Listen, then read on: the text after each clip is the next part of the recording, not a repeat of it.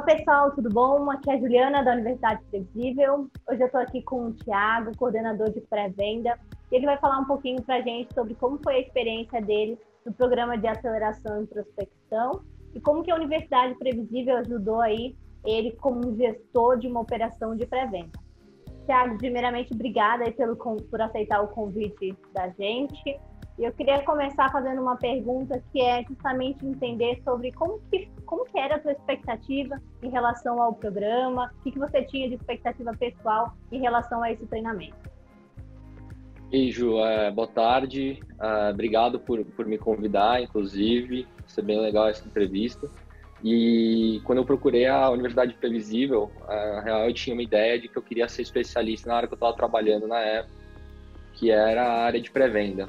Então, eu tinha um projeto grande para começar, uma área que eu nunca tinha trabalhado na vida, então eu queria ter um pouco de conhecimento para poder desenvolver o projeto. E eu acredito que quando você tem esse conhecimento prévio, quando você vai explicar o projeto para os stakeholders, quando você vai apresentar o projeto para outras pessoas, para eles comprarem a ideia, acredito que fica mais fácil, porque você já tem as respostas mais meio que na ponta da língua e te ajuda na parte de comunicação como um todo. E, Thiago, pensando nesse seu papel como gestor, como que foi, quais foram, na verdade, esses impactos que você teve nessa operação, até mesmo quais foram os aprendizados que você teve como gestor após participar do programa de aceleração? Nesse processo, a ideia tem que ter um mindset de não se tornar um gargalo para o time de vendas. Então, como você consegue trazer um processo que vai, na verdade, ter um impacto extremamente positivo na ponta? Então, o primeiro maior aprendizado que eu tive foi comunicação. Então, eu gosto muito do Simon Sinek, e ele tem um livro que é o Start With Why, Comece com o Porquê. Então, eu utilizei muito isso nas minhas apresentações e a forma como eu estava me comunicando com todos os stakeholders. Então, quando você consegue explicar para todo mundo por que você está fazendo aquilo e aonde aquilo vai te levar, você já tem esse processo é um aprendizado gigantesco. A segunda parte, com certeza, é você conseguir motivar o seu time, você explicar para o seu time também e eles comprarem a ideia. Então, todo tipo de implementação, de mudança, ele é um processo doloroso. As pessoas tendem a rejeitar a ideia num primeiro momento, mas depois que você vai explicando para eles o porquê que você está fazendo aquilo e como você vai fazer, isso também essa luta diária com o seu time é um negócio muito legal que você consegue levar no seu caminho a longo prazo. E a última é execução. Então, não existe nenhum projeto sem execução. Para a gente também não se tornar um gargalo, a gente trouxe pessoas do time de vendas para entender como que era o time deles, como que era o dia a dia deles, e a gente aplicou isso num treinamento para o nosso time. Então, treinamento é a parte fundamental e você não consegue fazer um bom treinamento se você não tem as melhores pessoas do seu lado te ajudando no momento decisivo do projeto. E, Thiago, a gente sabe que o Receita Previsível ele é bem divulgado aí em mercado de software, de SaaS principalmente, com receita recorrente. E eu queria entender um pouquinho mais como que o programa e como que esse contato com a Universidade Previsível fez você ter um olhar da metodologia aplicada em outros cenários, até mesmo em modelos que não tenha receita recorrente ou que não tenha software ligados, né? Como que você conseguiu fazer essa implementação, ter esse olhar para outros cenários? Nesse caso, Ju, de longe, a Universidade Previsível me ajudou muito na hora de montar meu planejamento. Então, acho que o curso é super bem estruturado, ele é apresentado de uma forma simples, os processos, e aí ele te ajuda muito porque você consegue antecipar uma série de coisas que podem acontecer no dia a dia, problemas, situações, tudo mais, e você já consegue montar uma resposta para elas. Então, o curso me ajudou basicamente nessa parte de planejamento. E sei que eu não estou envolvido em venda de software, mas a partir do momento que você entende a linha de raciocínio do processo e como ele funciona e o porquê que ele funciona, você consegue aplicar para o seu dia a dia a metodologia. Então, acho que nesse quesito foi o que mais me ajudou.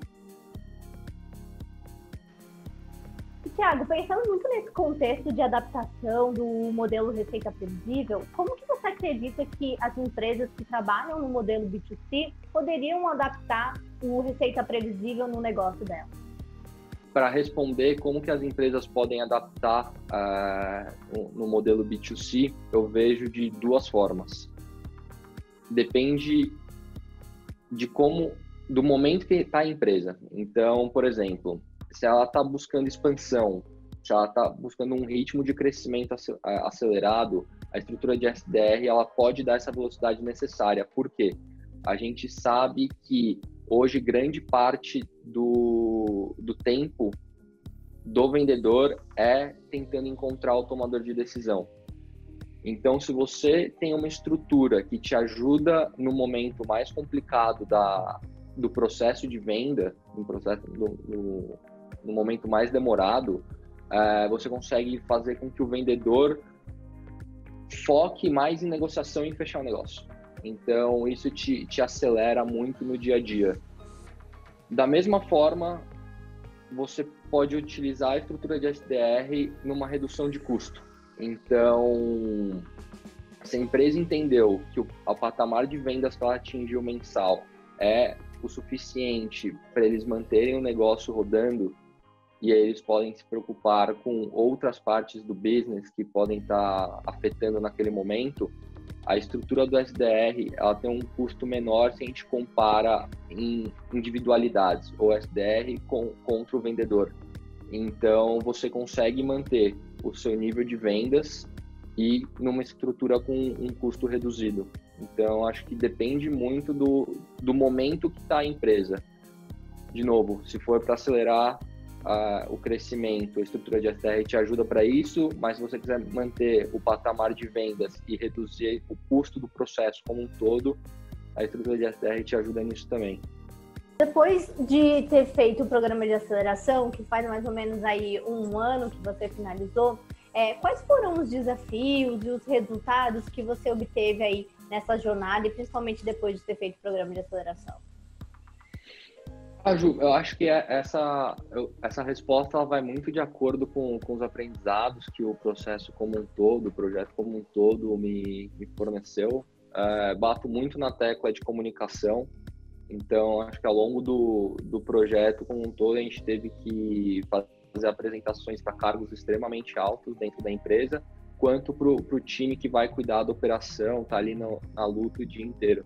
Então a gente sabe que a forma como você comunica e o nível de detalhe que você tem que fazer na apresentação, ele muda muito. Então, acho que as informações que você apresenta depende muito do público para qual você está falando no momento. Então, esse resultado foi bem legal e também é muito como você encara um problema.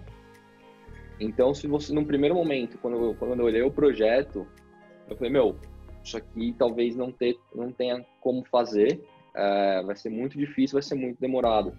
Mas a partir do momento que você começa a estruturar os processos em pequenas etapas, e aí você vai resolvendo os problemas que vão acontecendo naquele momento, e aí você vai aplicando essa metodologia de passo simples para um projeto como um todo, no final do ano, quando você olha para trás, você percebe que aquele monstro que você tinha na sua mão, na verdade, ele foi um processo super divertido, que oferece muito aprendizado e você consegue estruturar de fato no final do dia. Depende muito como você enxerga a situação que você está no momento. E para a gente finalizar, Thiago, qual é o conselho, qual é a dica que você dá para as pessoas que estão começando o Outbound agora? Ju, acho que pode parecer piegas falar isso e muito batido, mas pessoas. Acho que a primeira coisa que você tem que fazer em qualquer operação que você está começando é investir em pessoas. porque são elas que vão fazer o projeto andar. E contratar pessoas boas, o projeto ele flui muito mais rápido, tem muito menos dor de cabeça no projeto como um todo, porque as respostas elas vão aparecendo e as pessoas vão ficando cada vez mais motivadas. Então, primeiro, pessoas. Segundo, eu acho ambiente. Então, tem que deixar sempre um ambiente leve, um ambiente descontraído, para as pessoas saberem que elas podem expor as ideias delas, elas se sentirem parte do projeto como um todo e não só uma peça executora. Elas têm que trabalhar feliz, elas não precisam encarar aquilo como um trabalho, elas têm que encarar ali como uma atividade que é maior do que elas. Então, quando você consegue adicionar esse mindset nas pessoas, fica assim um negócio incrível de trabalhar. E quando você soma pessoas e um ambiente extremamente positivo, tem que ter uma terceira camada, que é o objetivo. Então, as pessoas elas têm que ter ali o direcionamento, elas têm que saber para onde elas estão indo.